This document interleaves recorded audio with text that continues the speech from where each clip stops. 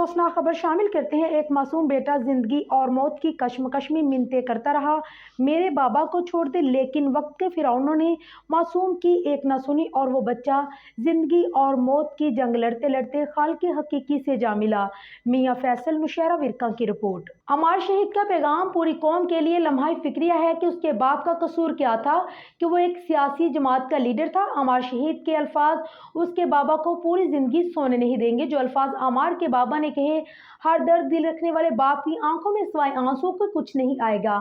عمار بیٹا، تیری میری ملاقات رب کی جنت میں ہوگی۔ وقت کے فرعونوں اور جدیدوں نے ظلم اور بربریت کی انتہا کر دی۔ عمار کے والد کے آخری الفاظ، اے معصوم چہرے والے، اپنے بابا کا نام لے لے کر آنسوؤں کے دریا بہانے والے میرے لال، میرے لگتے جگر عمار، اب یہ آنسو کبھی نہیں نکلیں گے، کیونکہ حق مانگنے کے لیے اپنے معصوم بچوں کی قربانیاں دینا پڑتی ہیں۔